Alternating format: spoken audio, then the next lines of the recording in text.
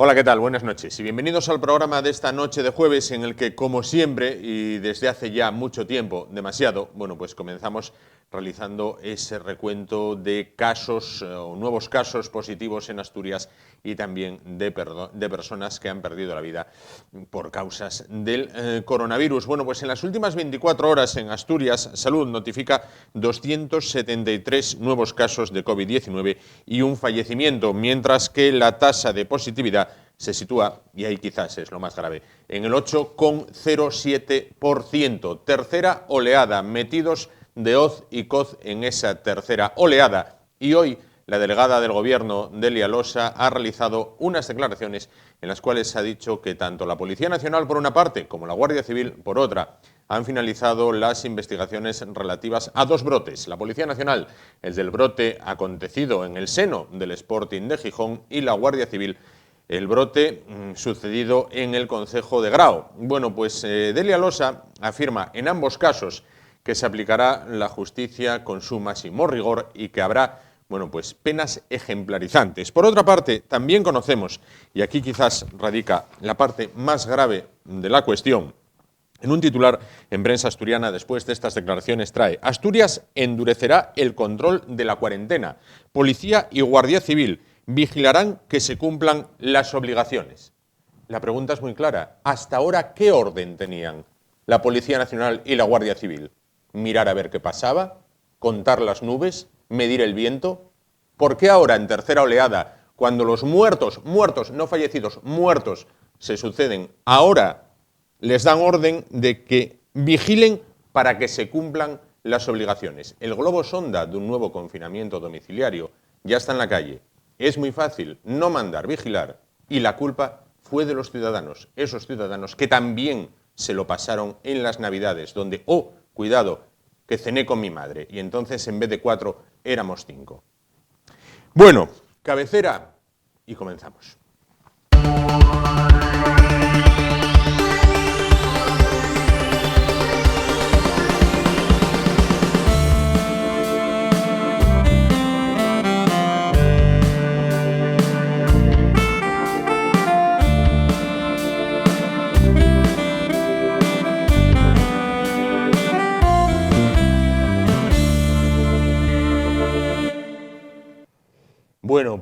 Vamos a comenzar el programa de esta noche. Vamos ya a recibir a nuestro primer invitado, al cual le felicitamos el año. Luis del Viso, abogado, ¿qué tal? Buenas noches y feliz año.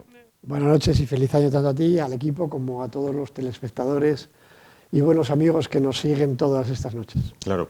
Luis, antes de ir con el tema que nos ocupa hoy, que es el de las tarjetas, porque además estamos en época de mucha tarjeta, quería comentarte un tema que sale publicado en Europa Press, donde trae: Asturias, sucesos. Denunciadas en Gijón 41 personas por incumplir las medidas anti-COVID. 29 no llevaban la mascarilla obligatoria.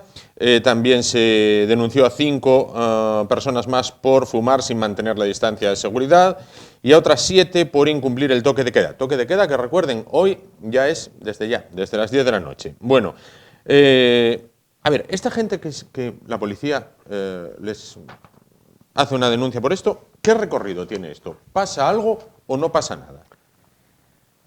Sinceramente, perdóname, me incomoda la pregunta. ¿Por qué? Porque no quiero trasladarle a la gente que no hay que cumplir con la norma. No tenemos que hacerlo por la multa que nos puedan poner. Tenemos que hacerlo por necesidad sanitaria. Tenemos que tener control y cuidado, sobre todo en esas circunstancias. Y además es que vamos a estar incomodando a los que están al lado o pasan cerca, que sí están cumpliendo la norma. Entonces, por favor, cumplir la norma. ¿Que las sanciones pueden ser? Sí. Que luego ya veremos si los abogados le damos la vuelta al calcetín porque no esté bien tramitado, pues también es factible. Tenemos el gobierno que tenemos y que hacen las cosas a trompicones, y con hacer las cosas a trompicones no se arregla nada. Hecha esta consulta a título particular, ahora sí vamos con la sección Tus Derechos.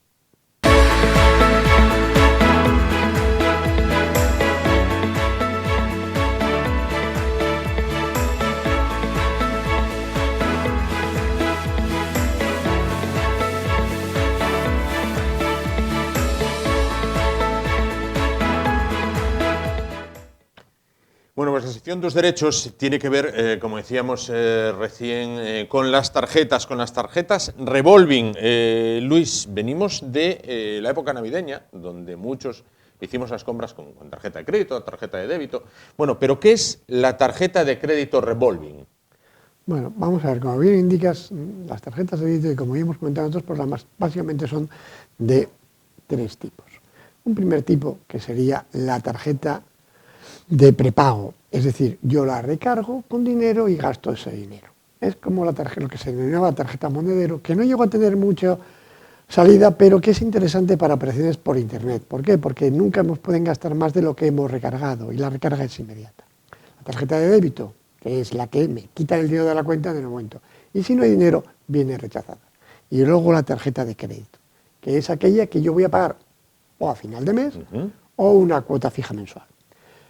¿Cuál es el problema del pago a final de mes? Pues que a veces se nos dispara y entonces no podemos asumir ese pago. ¿Por qué? Porque como la cartera siempre está llena, pues ahí viene el primer problema. Entonces es cuando la compañía nos suele dar la opción de cambiar la forma de pago, de pasarlo a revolving, a pago aplazado, a pago de cuota fija. ¿Cuál es el problema ahí? El problema son dos. Primero, que nadie nos explica que como estamos pagando una cuota tan pequeña y unos intereses tan altos, la deuda se va a hacer perpetua, y que también tiene otro problema, que es que según nosotros vamos pagando, se va recargando, de tal manera que la deuda normalmente, lejos de bajar, aumenta. Si a eso le añadimos, pues que se nos ha ocurrido la brillante idea de sacar dinero del cajero y nos han cobrado unas comisiones elevadísimas para ese servicio, pues todo esto hace que se acabe montando una pelota que, como es una cuota pequeña, nos ahoga poco, pero que llega un momento que nos acaba ahogando completo hasta que decidamos recurrir, pleitear y muchas veces ganar. Claro, entonces tengo que entender que el problema principal que plantean estas tarjetas es una deuda en bucle o en espiral, que va absorbiéndonos. Correcto, el problema que plantean es que la deuda no baja y que además lo poco que baja se alimenta para que pueda seguir sacando. Que no es esto de llegar y decir, tengo 1.000 euros o tengo 500 euros, los gasté y se acabó, sino que tengo 500 y como he pagado 40, pues plum, pues me aumentan 20 y tengo otros 20. Y además, otro pequeño matiz tonto que ya creo que también he comentado, sobre todo a mis clientes, que es que cuando llegamos al límite, ¿qué hacen? Nos lo aumentan de forma automática. De forma automática.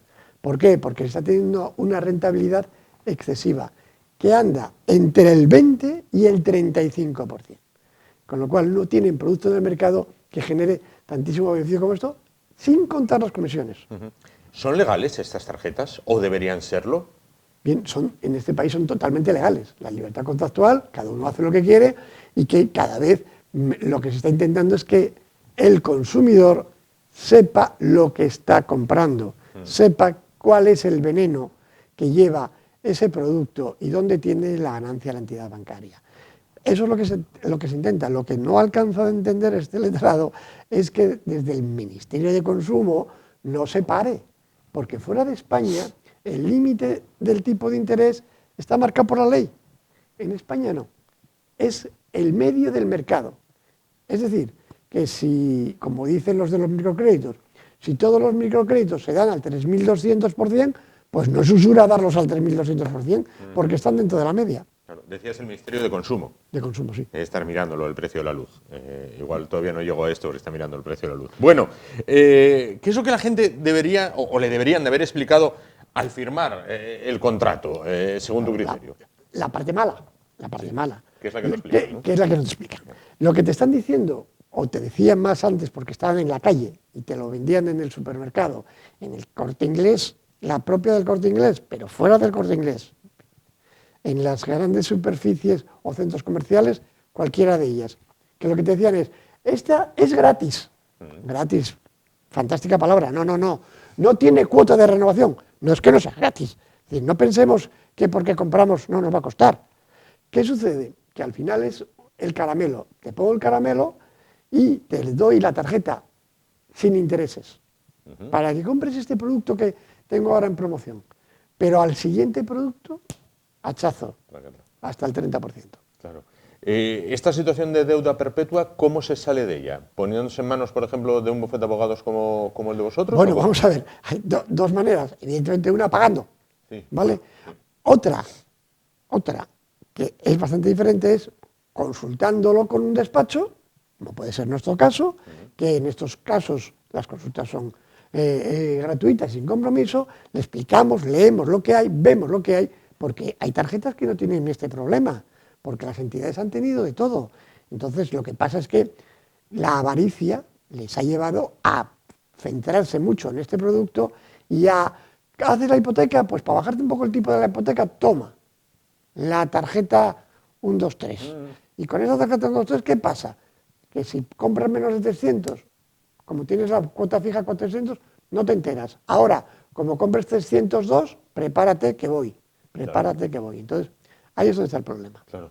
¿Las entidades están ofreciendo ahora rebajas con respecto a estos productos? Hombre, claro, lo que se están dando cuenta es que están teniendo una pérdida muy grande y entonces, pues, por ejemplo, Banco Sabadell tiene a bien llamar a los clientes y en la oscuridad de la mesa del señor director, pues hacerles firmar que renuncian a sus derechos, cosa que hasta hace bien poco era legal, porque el Tribunal Supremo había dicho que lo que firmamos delante del notario puede ser ilegal porque no tengamos información, pero lo que firmábamos en el despacho del director, cuando ya sabíamos que había problema, pues estaba hecho con toda la información.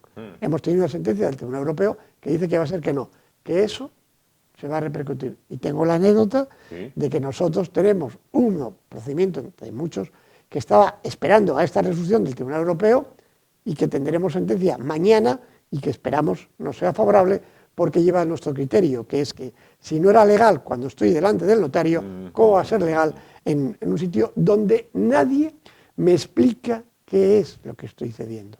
Porque muchas veces nos llaman a los clientes, evidentemente, no a nosotros, cliente, y le dicen, le vamos a rebajar a tanto, le vamos a devolver tanto. Y yo siempre les digo lo mismo, ¿y por qué esto? Y no más o menos. Deme usted los números y yo sabré cuánto le estoy regalando al banco. Porque que yo sepa, el banco nunca ha regalado nada, ni las sartenes. No, jamás, jamás. ¿Y qué sucede con aquellas tarjetas antiguas que ya no utilizamos? ¿Podemos reclamar? Bueno, en las tarjetas antiguas que ya no utilizamos, claro que podemos reclamar. ¿Dónde podemos tener el problema? El problema lo podemos tener en que yo tengo una tarjeta de MBNA, entidad que ya no opera en España. ¿Qué problema tenemos ahí? Que si esa tarjeta no se ha trasladado a un tercero, pues no tenemos a quién reclamar. Ahí puede estar el problema. O, por ejemplo, yo tenía una tarjeta Barclaycard o una tarjeta Iberia. Sí, ¿ha pasado? Sí, ha pasado de un operador a otro y aunque yo no la uso, la sigo teniendo allí y me siguen mandando mensajes. Ahí tenemos todo el derecho a reclamar. Es más, como la hemos pagado entera, lo que sucede muchas de las veces, que como me decía un cliente, dice, entonces aquí yo a qué vengo, a poner la mano y coger dinero, y le decimos, sí, ¿viene usted a eso? Claro. ¿Tienes amplia experiencia, Luis, en el despacho vuestro tenéis amplia experiencia en este tema de las tarjetas? Por lo general, ¿el resultado es positivo para el cliente? Mira, Juan, yo siempre se lo digo a los clientes, yo no trabajo para el inglés, y si cojo una cosa a éxito, tengo que tener mucha seguridad en que voy a ganar. Ganado lo que pasa en el campo, pero sé lo que tengo que hacer y gano. Y con todo el respeto, muchas veces, la gran mayoría gano y en nota porcentaje también, por ahora llevamos el 100% de éxito. Bueno, mejor no se puede. El 95% ganando con costas, es decir, que parte de nuestros honorarios, o todos, pues lo suele pagar la entidad, con lo cual el cliente no le queda más que coger dinero. Bueno, venimos de vacaciones navideñas. No tenemos en este caso vídeo de espectadores que mandan una consulta. Sí tenemos un correo electrónico de una persona que nos explica el caso y nos pone primero, soy tímido y no quise mandarla por vídeo. Bueno, la mando por correo electrónico, por favor no dar mis datos. No, por supuesto. Vamos a ver, el espectador a ver, lo transcribí. Ha pedido un préstamo con su coche y ahora el prestamista le dice que si no paga le va a denunciar por aplicación indebida. Por apropiación. Por apropiación, perdón, madre mía. ¿Qué es lo que puede hacer? Bueno, realmente tiene un problema, ¿vale? Es lo que comentamos en otro programa de tu coche tiene crédito, ¿vale? Que es que nosotros depositamos el coche, no, vendemos el coche y nos lo alquilan a la vez. ¿Cuál es el problema de la apropiación indebida? El problema de la apropiación indebida es que ellos sacan el contrato de alquiler, dicen el coche es mío porque está a mi nombre, yo se lo he alquilado a este señor y ese señor no me paga el alquiler. Entonces, evidentemente, como nos pasaría si fuera un coche de alquiler normal, tenemos el problema de que se está cometiendo un delito de apropiación indebida, que puede llevar no solamente a que nos quiten el coche, sino que además de quitarnos el coche, pasar 24 horas en comisaría y dormir en comisaría. ¿Qué es lo que tenemos que hacer? Evidentemente, antes de dejar de pagar, ponerlo en manos de un abogado para poder demostrar que se está engañando al cliente, que se le ha dicho, te doy un crédito, cuando realmente lo que se ha hecho es, te vendo el coche y te lo alquilo. Pero además es un alquiler muy especial. ¿Por qué? Porque cuando yo voy a alquilar uno a Europcar, a Avis, yo no pago la viñeta, yo no pago el seguro, yo no pago los neumáticos, pago la gasolina y si no la quiero pagar tampoco, porque lo dejo sin llenar el depósito. En cambio, en este caso, es al contrario. Y las averías mecánicas, todo lo tienes que pagar tú y cederles el derecho de la parte de prima del seguro del coche. Con lo cual, ahí se demuestra que realmente no se trata de un alquiler y que evidentemente la situación de angustia lleva a un cliente que tenemos que ha acabado viviendo en su coche. Madre mía. Y le han quitado el coche. Madre mía. Eso sí que es un drama. Sí. Bueno, de cara a la próxima semana, ahora que ya retomamos lo que es la normalidad, una vez ya esas lejanas ya vacaciones, ¿qué tema podríamos abordar? Bueno, quería abordar el tema de la ley de segunda oportunidad, Correcto. dar unas pinceladas sobre ella. Y si me permites, vamos a adelantar, a dar una pequeña pildorita. ¿Qué es la ley de segunda oportunidad? Por definición, ¿qué es la ley de segunda La oportunidad? idea de la ley de segunda oportunidad es que las personas físicas, los consumidores, los autónomos, tengamos la misma posibilidad que tienen las empresas, que es, hemos metido la pata, hemos hecho una mala financiación, hemos hecho una mala gestión, cerramos y abrimos con otro nombre. Eso en España antes era imposible. ¿Por qué? Porque respondíamos con todo nuestro patrimonio presente y futuro. Sí. Con lo cual nos encontramos con gente que hacía concurso de persona física, que podía acabar reduciendo sus deudas, pero nunca podía llegar al punto que se llega con la ley de segunda oportunidad, que es la exoneración, el beneficio de exoneración del pasivo insolvente. Es decir, yo no voy a pagar esa deuda por muchos años que pase porque no puedo. Entonces el juez me da ese beneficio de exoneración del pasivo insolvente. El BEPI, muy americano lo de las siglas, pues el BEPI. Y esa es la gran ventaja, que nos permite, yo me habré quedado sin patrimonio, evidentemente, pero no sigo arrastrando una deuda que no me deja volver a empezar. La idea es que podamos volver a empezar como cualquier empresario, con el detalle de que si yo lo he hecho en maldad, pues Claro. no podré. Bueno, pues ya lo saben, ley de segunda oportunidad. Todos los temas o todas las dudas que tengan que ver con este tema o con otros, bueno, pues pueden enviar sus vídeos o su correo electrónico, bueno, para aquellos un poco más tímidos, a la dirección ye@esasturias.tv. Luis, me comentabas cuando... Mira, Juan, es Sí. que hay que tener en cuenta que, y hay que entenderlo, que es muy difícil reconocer que nos hemos equivocado, que nos hemos hecho mal. No estamos en esa mentalidad. Tengamos en cuenta que el anterior presidente de los Estados Unidos, y actual todavía, porque todavía no se ha ido, el señor Trump, ha estado 5 veces en quiebra. 5. Y sigue ahí y ha llegado a presidente.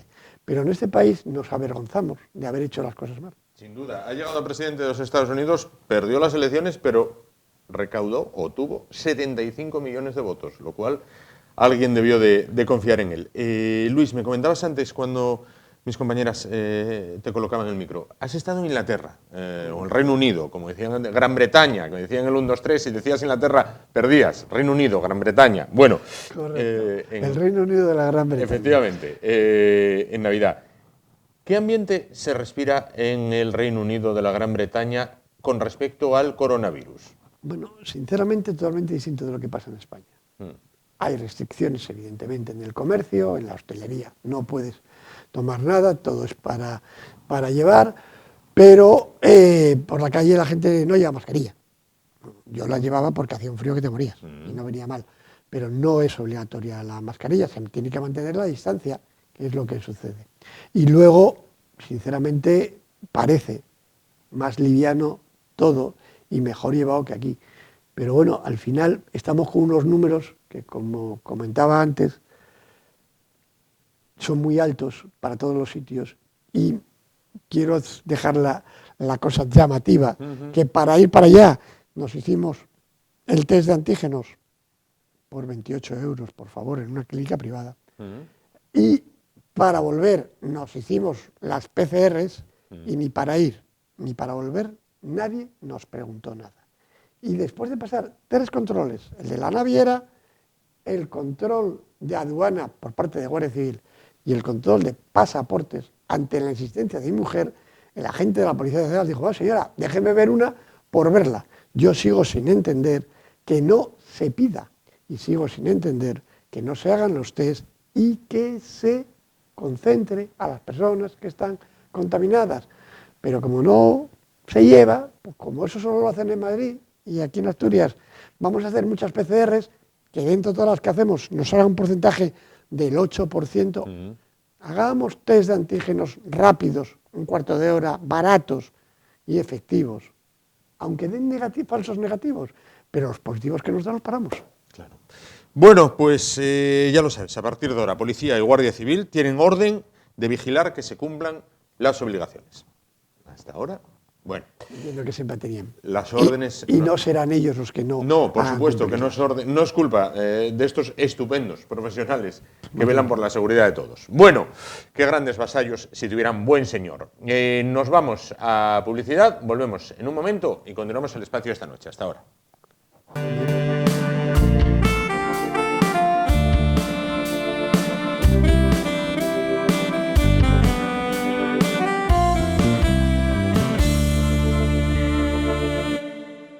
Continuamos el espacio de esta noche. Bueno, dice el refranero español que es de bien nacidos ser agradecidos. Bueno, pues en este caso vamos a comenzar dando las gracias a la asociación Avispa. No son apicultores, no, ellos son la Asociación de Vigilantes de Seguridad Privada de Asturias y se encuentra esta noche con nosotros su presidente, él es Jorge Cuesta. ¿Qué tal? Buenas noches. Buenas noches, un placer estar otra vez aquí con vosotros. Gracias. Bueno, pues la asociación cumple 10 años y los galardones que concede anualmente alcanzarán este año, allá por el mes de mayo, más concretamente el día 8. Decíamos antes que como las comuniones, ¿no? A ver si se pueden celebrar. Esperemos que sí, porque si no, la cosa va a ser que está verdaderamente peor que mal. Bueno, pues como digo, alcanzan la 7ª edición los galardones anuales que conceden. Bueno, pues en este caso 28 galardonados en distintas categorías, en un acto que se celebrará de nuevo en Langreo y en los cuales, bueno, pues la asociación ha distinguido a esta casa. A esa Asturias Televisión forma parte de ese elenco de 28 galardonados. Por lo tanto, Jorge, gracias, muchísimas gracias por el galardón con el que distinguen a esta casa. Hábleme un poquito de la asociación y después hablamos de los galardones. Hacer una puntualización, sí, si me permites. Sí. Independientemente del resto de galardones, distinciones o premios que a nivel nacional o de forma institucional entregan diferentes organismos, como puede ser el Cuerpo Nacional de Policía o la propia Guardia Civil, resaltar o hacer hincapié de que somos la única asociación profesional en toda España que otorga esta serie de reconocimientos públicos, bien a través de los propios galardones o a través de las distinciones a los diferentes particulares, empresas, cuerpos y fuerzas de seguridad, medios de comunicación, etcétera. Tendrían que haberse celebrado ya a lo largo del otoño, concretamente en este año 2020, pero obviamente dada la situación actual de crisis sanitaria que estamos atravesando por la pandemia relacionada con la COVID-19, pues nos hemos visto obligados a trasladar, como digo, la organización o la gala de entrega de dichos premios al año 2021. Fecha que además coincide, o año que coincide también con el 10º aniversario de la Constitución como asociación profesional de nuestra entidad, de la Asociación Profesional de Vigilantes de Seguridad Privada de Asturias, que engloba no solo a los propios profesionales relacionados con la seguridad privada, sino también con el resto de categorías, como pueden ser vigilantes de explosivos, detectives privados, jefes de seguridad, directores de seguridad, etcétera. Con lo que, en principio, si todo no tiene por qué salir mal, nos reuniremos el 8 de mayo, tanto los galardonados, que además no solo son de ámbito autonómico, sino también galardonados a nivel nacional, en una gala de entrega, como digo, el 8 de mayo, en el Salón de Actos de la Casa Municipal de Cultura Alberto Vega de La Felguera. Y después compartiremos una jornada, esperemos que como el resto de las ediciones anteriores, bastante agradable, departiendo y conviviendo durante unas horas, como digo, pues todos los que de alguna forma están relacionados directa o indirectamente con el ámbito de la seguridad pública y de la seguridad privada. Claro. Bueno, vivimos unos tiempos malos, unos tiempos complicados. El tema de la pandemia se deja notar para todos. Se han cancelado muchísimos eventos en los cuales ustedes prestaban servicio. Otros se han reducido, pues las empresas están ajustándose muchísimo, tratan de ir al milímetro. ¿Cómo se está dejando notar el tema pandemia en el sector que usted representa? Nosotros, como empresa de servicios, obviamente nos afecta de forma muy directa a la situación actual que atravesamos no solo en Asturias, sino en el resto del territorio español. Los datos o las estadísticas correspondientes al año 2019 nos dicen, a través de los diferentes informes de las patronales correspondientes, de que hubo un aumento aproximadamente de un 4% en cuanto al volumen de facturación, respecto de los años anteriores, donde había visto un descenso importante. El año 2020, obviamente, seguramente en los resultados o los informes o los análisis que se publicarán el próximo año, se va a ver afectado, en este caso, la prestación de servicios de seguridad. Cuando hablamos de prestación de servicios de seguridad, hablamos a nivel general, es decir, tanto sistemas, la protección de personas, bienes inmuebles, transportes de efectivo, etcétera, etcétera, ¿no? Con lo que seguramente se va a ver afectada, como digo, a nivel nacional, y Asturias, obviamente, no es un caso aislado, la facturación o el volumen de facturación de las empresas de seguridad en este caso. No obstante, aún, como digo, obviamente sin datos oficiales en la mano, seguramente se salvará el año, debido a que, aunque, como bien apuntabas, hubo un número excesivo de eventos musicales, culturales, deportivos, etcétera, que han sido anulados o aplazados para próximas fechas. Sí es cierto que esta situación de pandemia obligó a tanto a administración pública como a clientes privados a la contratación de nuestros servicios para, en este caso, pues obviamente el control, en este caso, de situaciones de riesgo o para mantener el orden o la situación o la distancia interpersonal. Vemos así que en los centros comerciales durante muchísimos meses se estuvieron prestando servicios por parte de empresas de seguridad y por parte de los profesionales, y en otra serie de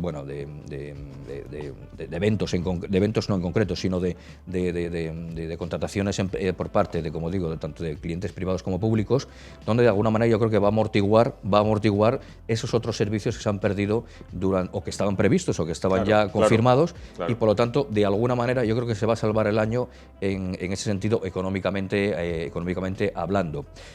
No hubo la contratación, obviamente, deseada por parte de profesionales, pero sin embargo se han mantenido las plantillas más o menos estables, independientemente de que algunas no han podido afrontar esta grave situación económica, y los ERES y los ERTES han afectado a nuestro sector como al resto de los sectores en este país. Sin duda.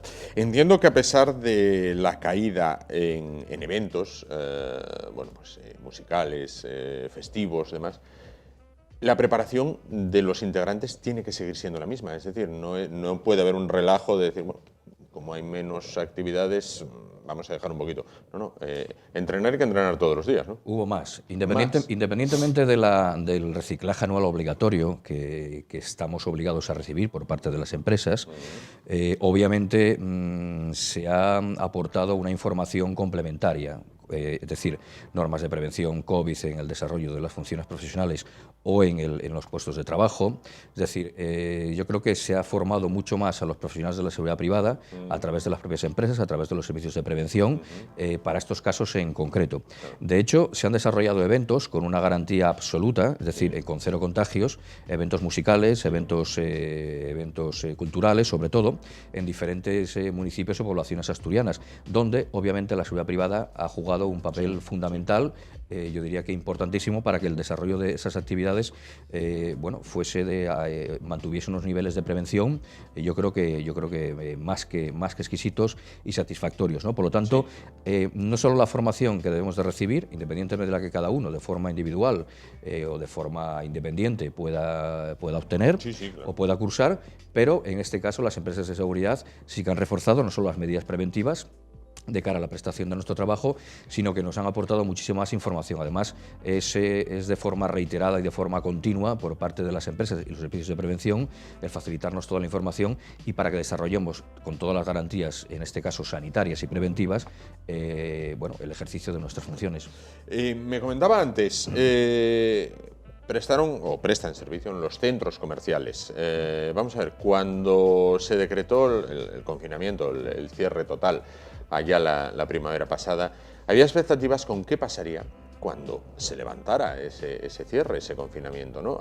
Había como ganas, muchísimas, de volver a los bares y de volver a los centros comerciales. ¿Qué se encontraron ustedes en los centros comerciales? Quiero decir, la gente fue disciplinada en el sentido de que, estoy pensando en los principales centros comerciales de la región, hay itinerarios marcados con flechas, mantenga la distancia de seguridad, utilice el gel, no se quite la mascarilla. Si vas a un centro comercial de estos que tienen 50 tiendas, tienes que echar en cada una de las que entres, tienes que echar palo de las manos, que ya al final dices, madre mía, no sé si tengo manos. Bien, ¿qué se encontraron sus agentes? La gente colaboró. Hubo de todo, somos cada uno de un padre y una madre. Hubo desconcierto, en principio. De todas maneras, podríamos decir que como norma general o reflexión general, yo creo que el comportamiento fue más que positivo. En ese sentido, obviamente hay un momento de desconocimiento, desconcierto, cuando alguien uniformado está ordenando la entrada y la salida en un centro comercial, cuando tiene que seguir una serie de indicaciones y cuando además estamos facultados legalmente para exigir que se cumplan esas exigencias, ¿no? Pero de forma general, altercados hubo de forma muy puntual, muy pocos, para el volumen de personas, en este caso, que acceden a esos centros comerciales en concreto, a esas grandes superficies comerciales, y yo creo que en este caso el público, los ciudadanos en general, han tenido un buen comportamiento. Como digo, excepciones siempre las tiene que haber, o las hubo en este caso, pero creo que ha sido de forma general, yo creo que no ha habido problemas, no hubo problemas importantes a resaltar, y a medida que pasaban los meses o a medida que pasaban los días y los meses, obviamente la gente se iba acostumbrando más y casi parecía como que reconfortaba, por denominarlo de alguna manera, que alguien estuviese velando no solo velando por la seguridad y por la prevención, en este caso de todos los usuarios o todas las personas que accedían a esos lugares para realizar por las compras habituales o cualquier otra actividad. Aunque vivimos tiempos de zozobra, ¿qué reivindicaciones tiene el sector en Asturias? Pues las que llevamos reivindicando desde hace muchísimos años, es decir, sobre todo lo relacionado con las licitaciones públicas, por parte que licita, valga la redundancia, la propia administración pública, porque al final las contrataciones con clientes privados es una negociación obviamente privada, cada uno establece, hay una ley de oferta y demanda, pero en este caso las licitaciones públicas siempre están o siguen primando, desgraciadamente, lo que es lo que denominan en los pliegos de prescripciones administrativas la oferta oferta más ventajosa. Es decir, es un eufemismo, es decir, quien oferte el precio hora más bajo, sin tener en cuenta otra serie de criterios objetivos o valorar otra serie de cuestiones también subjetivas para la prestación de los servicios, es decir, con la calidad suficiente y no solo teniendo en cuenta lo que es la cuantía económica que va a suponer, en este caso, la Administración, a todos los ciudadanos, contar con servicios de seguridad privada. Digamos que ese sería el principal problema. ¿Por qué? Porque eso abre la posibilidad, ya la ha abierto, obviamente, a la presencia de empresas de seguridad de bajo coste, las denominadas piratas, entre comillas, que obviamente están reventando el mercado e impiden que otras empresas serias, con planteamientos serios, con ofertas que se ajustan a la realidad económica, puedan o desestimen el presentarse a sus concursos públicos, porque obviamente siempre van a tener una desventaja respecto de las anteriores. Son sobre todo empresas que la gran mayoría ni siquiera están radicadas o tienen domicilios o razones sociales aquí en Asturias, sino empresas andaluzas o empresas madrileñas o empresas catalanas, con todo el respeto del mundo, pero que tienen obviamente un objetivo claro, que es la concesión o la adjudicación de sus servicios, facturar y después marcharse a otras comunidades autónomas, ¿no? Esto obviamente lo que trae es un perjuicio económico, laboral y profesional para vigilantes que en muchas ocasiones quedan en el alero, quedan en la situación de desempleo y que otras empresas no pueden llegar a subrogar, aunque opten a próximas licitaciones, ¿no? Digamos que sería el problema fundamental, o el que más nos puede, el que más nos ocupa y el que más nos preocupa en este momento. Dígame una cosa, ha proliferado en España el fenómeno Ocupa, ¿vale? Y ha aumentado mucho la venta de alarmas. Hay incluso muchísimos más anuncios de casas de alarmas, ¿no?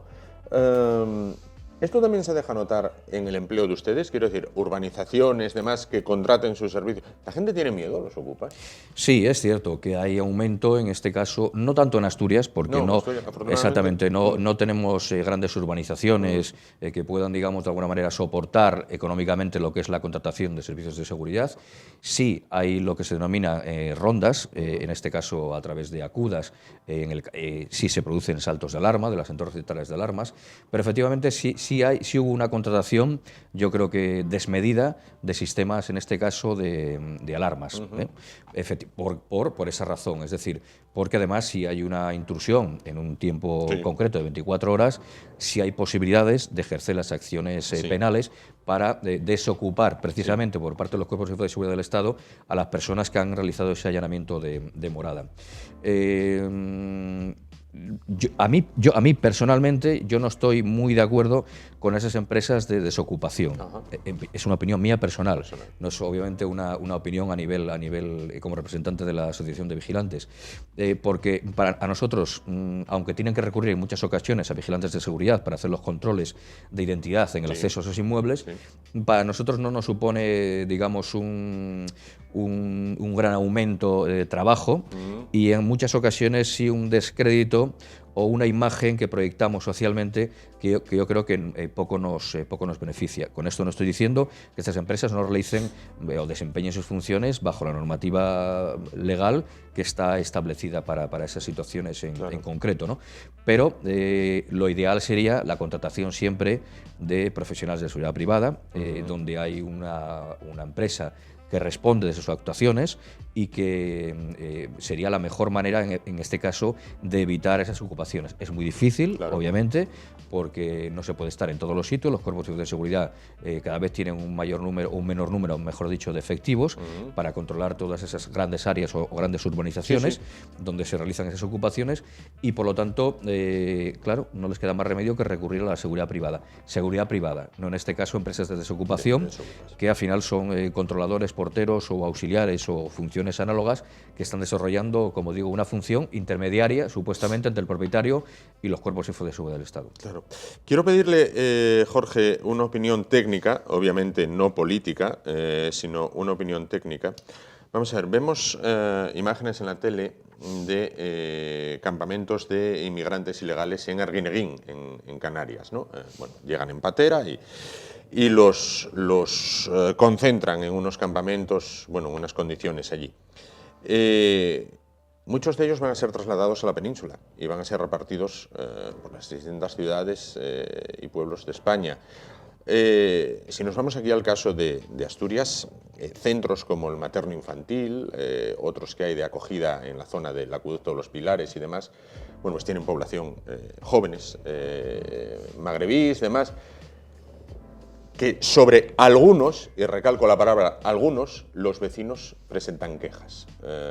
Muchas veces la vigilancia de esos inmuebles la realizan ustedes. ¿Constituyen un peligro? Hablo de una opinión técnica, no política. Ahí son lugares donde prestan los servicios de seguridad y protección de personas y bienes e inmuebles vigilantes de seguridad, lo que acaba de comentar, incluso el centro para jóvenes de internamiento de Noreña, también, centro de menores de internamiento juvenil de Sograndio, y efectivamente siempre son lugares conflictivos en cuanto, no solo para la labor que realizan en este caso los vigilantes de seguridad, sino para el resto de personal o subcontratas, ¿no? Educadores, etcétera, etcétera, ¿no?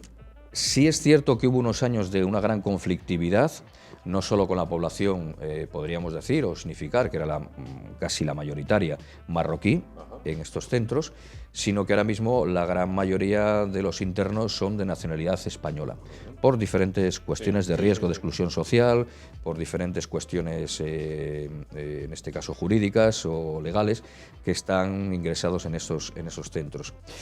Si vemos el porcentaje en este caso de conflictos, nos sorprenderíamos de que los conflictos casi siempre son originados por personas de origen español, es decir, nacionales, ¿no? En una palabra. Pero sí es cierto que son servicios muy duros desde el punto de vista de la seguridad, donde los vigilantes están sometidos a mucha presión, donde incluso se les amenaza con denunciarles por el simple desarrollo o el ejercicio de sus funciones, y hay que tener mucho cuidado en ese sentido. Es decir, estamos hablando de personas conflictivas y que si están ingresadas es por orden judicial o porque han cometido un ilícito penal, eso está claro. Por lo tanto, no son angelitos, y si están allí es porque realmente están cumpliendo una condena. También es cierto que esperemos que no nos influya esta cantidad de personas que van a trasladar a la península, como acabas de apuntar, a diferentes comunidades autónomas o diferentes poblaciones españolas, y que eso no consiga provocar un repunte, en este caso, no solo de conflictos o agresiones en esos centros de internamiento, sino porque esas personas también tienen permisos de salida, también están en contacto con el resto de los ciudadanos, en muchas ocasiones delinquen porque recurren a ese modo de vida, desgraciadamente porque no hay una reinserción adecuada.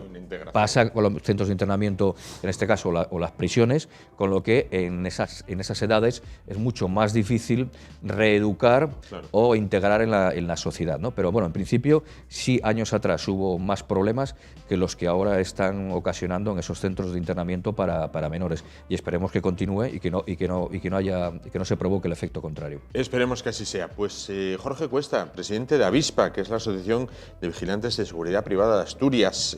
Muchísimas gracias por estar con nosotros esta noche. Muchísimas gracias una vez más por el galardón, y nos veremos el 8 de mayo en esa 7ª edición en La Felguera. Pues muchas gracias a vosotros. Buenas noches. Gracias.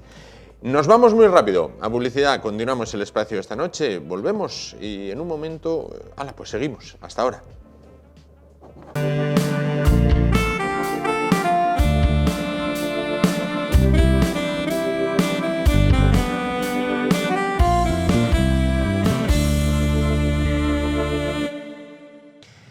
Continuamos el espacio de esta noche. Vamos a afrontar ya la recta final de lo que es el programa, como digo, de esta noche de jueves.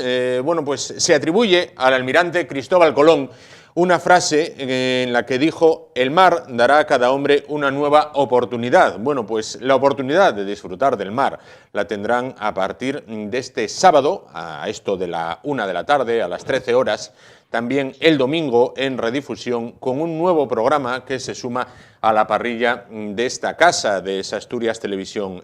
Un programa que lleva por título Mundo Náutica, y ya tenemos al otro lado de la línea, en Vigo, que es donde reside, bueno, pues a su director, creador y alma mater de, como digo, de Mundo Náutica. Se trata de José Cigarrán. ¿Qué tal? Buenas noches. Hola Juan, buenas noches, ¿cómo estamos? ¿Qué tal? Encantado. Aquí estamos. Encantado de saludarle. Bienvenido a la sintonía de esta casa a partir de este sábado, bueno, pues en el entorno de la 1 de la tarde y en redifusión los domingos, bueno, pues los espectadores de nuestro canal podrán disfrutar de Mundo Náutica. ¿Qué nos va a ofrecer Mundo Náutica? ¿Qué es Mundo Náutica?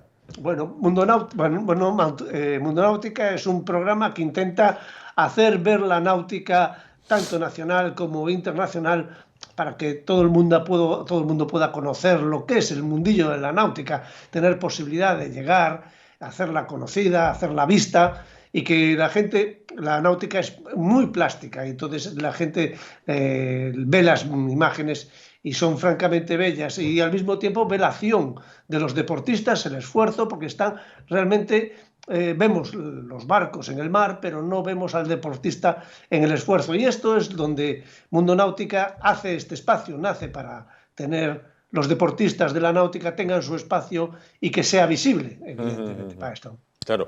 Una persona muy amante del mundo marino, del mundo de la náutica y tremendamente conocido, como es el escritor Arturo Pérez Reverte, dice muchas veces en sus escritos, dice, no hay publicaciones especializadas en el mundo de la náutica como tal.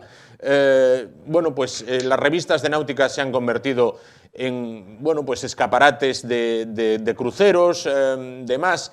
Hay muy poca publicación especializada. Mundo Náutica, el programa que usted crea y dirige, cubre quizás este hueco. ¿Es un programa para quienes aman y disfrutan el mar y es su pasión? Juan, desde luego, con lo que usted dice de náutica, cubre un espacio o intenta cubrir un espacio que falta, ¿no? Falta imagen de la náutica. Es cierto que Pérez Reverte hace los libros, hace fantásticos libros, hemos leído algunos, y trae la náutica de forma escrita.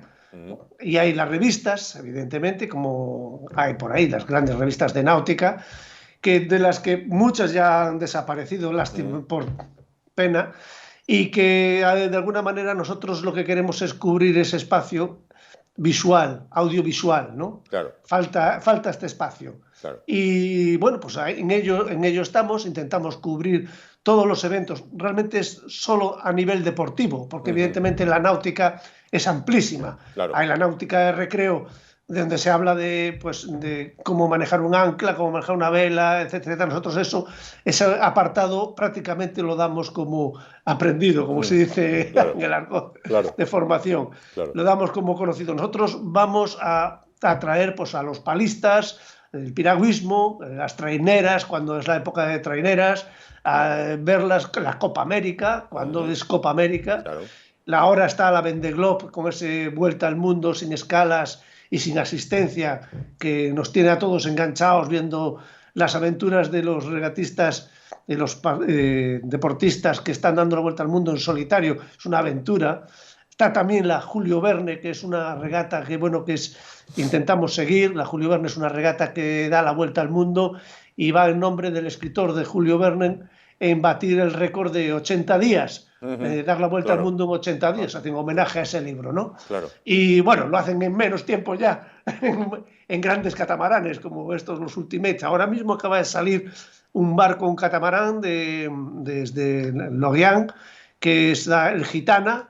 Estamos hablando de barcos muy inmensos dotados precisamente para batir ese reto, porque más que una regata, muchas veces son retos, ¿no? Sí. Son retos personales que tienen un riesgo muy alto, ¿no? Claro, claro. Y en eso estamos, en intentar dar a conocer a toda esta parafernalia de las regatas, los eventos, tanto del hemisferio norte como del hemisferio sur, con lo cual estamos salvados porque cuando es invierno aquí y aquí bajan las regatas, pues vamos al hemisferio sur a buscar pues, la Sydney Howard o a buscar eventos del hemisferio sur. Entonces andamos alternando pues, tanto de un lado como del otro y de alguna manera pues, llevamos ya 5 años, 4 y pico con este programa y estamos encantados de que Asturias Televisión pues, nos haga partícipe en su espacio, en su cadena. Claro. ¿Cómo, cuándo y por qué nace Mundo Náutica?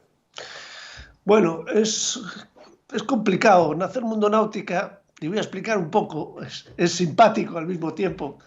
Y es que llega un momento en que yo he tenido un chaval que realmente no era muy estudioso, sobre todo el chaval. Entonces, pues bueno, había que hacer de guardia jurado para que se pusiera delante de los libros. La verdad es que el tiempo que yo me tiraba esperando para que él estudiara lo que podía hacer, pues yo realmente pues algunas veces me aburría, ¿no?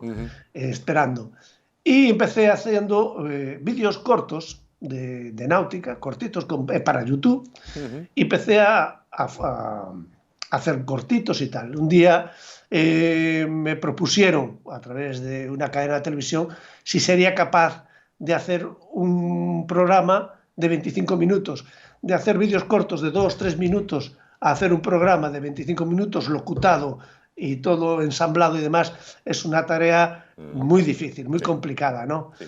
Y bueno, pues la cosa nació ahí, pues fue arrancando. A mí me ilusionó muchísimo el poder conocer los grandes regatistas, verlos personalmente, hacerles entrevistas, tanto españoles como sajones, como de cualquier parte del mundo. Ahí me fui entusiasmando, y bueno, pues fuimos creciendo hasta el día de hoy. Hoy somos el canal en YouTube más visto de náutica, y la verdad que estamos y seguimos creciendo, con lo cual pues va creciendo la familia, claro. Y eso a nosotros nos gusta, que la gente participe con nosotros, pues con sus comentarios, porque además la gente es cariñosa, le gusta, agradece este contenido que le falta, y pues siempre están diciendo pues falta esto, falta lo otro, siempre con mucho cariño, y nosotros pues intentamos cubrírselo, ¿no? Así nace el mundo náutico, y fue creciendo, y esto se está convirtiendo pues en una bola. Vamos a ver dónde termina. Claro. ¿Hay afición en España al mundo de la náutica? Vamos a ver, España es uno de los países de la Unión Europea con más kilómetros de costa, junto con, lógicamente, con Inglaterra y con Italia. Es curiosa. Es curioso, pero ¿hay afición al mundo de la náutica en España o es algo a lo que le hemos dado la espalda? Afición hay. Yo creo que afición hay. Lo que no hay es posibles accesos al agua. Es complicado, pasa todo por el tema económico, es difícil. A mí me gustaría saber qué es lo que hacen los franceses, que son los amos de la náutica y son los pioneros en todas estas regatas, en eventos internacionales, y me gustaría saber cómo hacen para tener la afición que tienen. Aquí nos falta acceso, creo que afición hay. Pero cuando uno tiene que comprar el barco, que ya cuesta un dinero, sobre todo hablo de la vela infantil, voy a hablar de la vela infantil, ¿no? O la vela o de la náutica infantil, comprarse un barco, hacer un seguro, sacar la licencia, hacerse socio, mantener la embarcación. Entonces, al final se convierte que tener una embarcación pues cuesta mucho dinero a final del año. Hoy las condiciones... Yo cuando empecé a navegar, cuando era pequeño, realmente lo teníamos mucho más fácil que lo tienen ahora los chavales. Los chavales lo tienen hoy muy complicado, porque tienes que ser socio de un club, tienes que mantener una disciplina, el socio significa pues aportar económicamente, que después tienes que pagar la licencia federativa también, que si tienes que hacerte socio con la tarjeta de la clase en la que vas a navegar también, pagar el certificado de medición, paga. Todo es así, al final se convierte en un depósito económico que llega un momento que los padres no pueden soportar y que después los chavales juveniles, pues no tienen fuerza económica para aportar, para mantener su embarcación en el agua. Después los accesos al mar son complejos, no hay salidas fáciles, naturales, ¿no? Claro. Eso yo creo que la afición y la gente le gusta, cuando lo ve, le gusta, y ve los barcos, y lo sé, porque cuando ven nuestro programa, gente que no tienen ni idea, y ven las imágenes, y dicen, esto es una maravilla, es una belleza, un contacto con la naturaleza, es un programa sano, ¿no? Claro. Es un programa sano. Claro. Afición hay. Claro. Lo que pasa es que políticamente, no sé por qué, lo cortan por el acceso, hay que tener dinero para ser un deportista de náutica. Es así, ¿no? No es lo mismo un jugador de fútbol infantil o juvenil que paga 100 euros al año y tiene su entrenamiento diario, le dan la camiseta, le dan el pantalón, le dan los zapatos, le dan no sé qué, y a jugar. Aquí no, aquí es complejo. Tienes que hacerte un cursillo, enfrentarte con el mar, una formación, ya tienes que pagar el curso, tienes que pagar el chaleco salvavidas, toda la performance, el chaleco, el gorro, el traje de aguas. Al final, esa es la traba que tiene el mundo de la náutica, no es asequible económicamente. Claro. El mar da respeto, quiero decir, usted, me imagino, lleva una vida ligada al mar, vive en Vigo, además. El mar da respeto. Hay una frase que también leí en un libro que decía: al mar, a la mujer y al viento, con tiento. ¿Esto es así? Sí, el mar siempre hay que tenerle muchísimo respeto y cada vez que sales, cada uno que sale siempre tiene que hacer una visualización y examinar lo que pueda acontecer y lo que está aconteciendo, ¿no? Y saber sus limitaciones. Cada uno tiene sus limitaciones, su experiencia, y salir al mar sin experiencia y con pocas limitaciones, pues al final trae muchos problemas. Hay que ser respetuoso. En cualquier momento las condiciones climáticas pueden cambiar en cuestión de minutos. Entonces uno tiene que estar alerta permanentemente a la situación en que está. Estamos hablando que es un entorno en el que nosotros no controlamos. Entonces nuestro sitio de vida es en tierra. Estar en el mar necesitamos un artilugio que es un barco, una embarcación, y a partir de ahí tenemos que saber vivir con ese entorno. Cuando uno es un niño, cuando sale al mar a hacer un cursillo, y esto lo deberían ver la gente que trabaja en esto, es que la impresión de que haber más agua que en la bañera, eso impone, y las olas impone. Entonces, un poco el ir concienciando al niño desde pequeño que vaya con cuidado. Y con los que tenemos la afición, bueno, afición tardía o lo que sea, que somos ya un poquito maduros y demás, siempre es conveniente ir apoyado, ir adquiriendo experiencia día a día. El mar da muchas satisfacciones, pero siempre con cautela. Claro. Para finalizar, antes de que recordemos día y hora de emisión, sobre España se abate desde hace unos días la borrasca o el temporal, Filomena, en una palabra. La Filomena. Filomena, en una palabra, Filo. ¿A usted en alguna ocasión en el mar le pescó una de estas que dice: ay, madre Virgen del Carmen, ¿cómo llego yo ahora a puerto? Pues en un traslado que hacíamos de un barco en la costa, bueno, salíamos de Vigo con destino a Sada, La Coruña. Sí.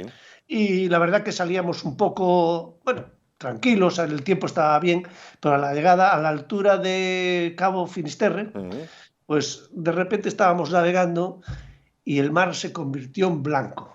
O sea, y además veíamos venir, avanzar el mar en la mancha blanca en la superficie, que era la fuerza del viento que levantaba las olas, y sobre todo entonces que aquello ves esa mancha blanca en la costa de Finisterre y de repente pues lo primero que haces es bajamos la mayor. Lo primero que hicimos, corriendo, bajamos la mayor y aún así, solamente con una vela de proa que llevábamos, una vela que llevábamos delante pequeñita, pues nos dio un zarandeo tremendo, el barco se tumbó prácticamente todo y estuvimos, bueno, pues allí zozobrando hasta que esa intensidad de viento calmó un poco y nos pudimos meter en el puerto de Corcubión para protegernos, ¿no? Que es un puerto que hay cerca de Finisterre. Y allí quedamos. Y fue el momento quizá el más peligroso o digamos, más impresionante que yo he vivido. Aquello fue... hubo algunos más que rompimos material, pero básicamente esa rotura de material fue más bien por desgaste. Claro. Por el uso, porque las condiciones también estaban bastante duras, pero no fue la intensidad que tuvimos. Como aquella vez, nunca lo he tenido. Yo creo que debíamos haber tenido, no sé, de repente tuvimos 100 kilómetros por hora de viento, una barbaridad. Claro.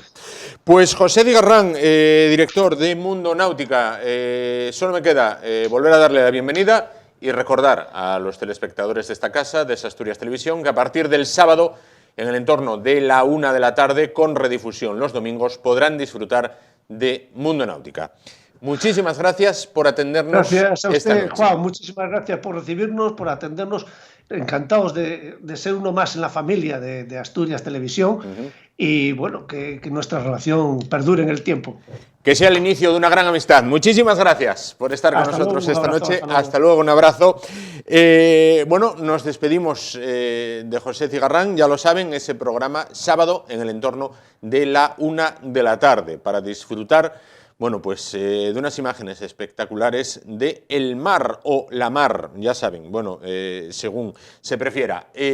Nosotros llegamos así al final del programa de hoy y de esta semana de reentré después de esas vacaciones navideñas, con esos kilitos de más que poco a poco trataremos de ir perdiendo de a poco.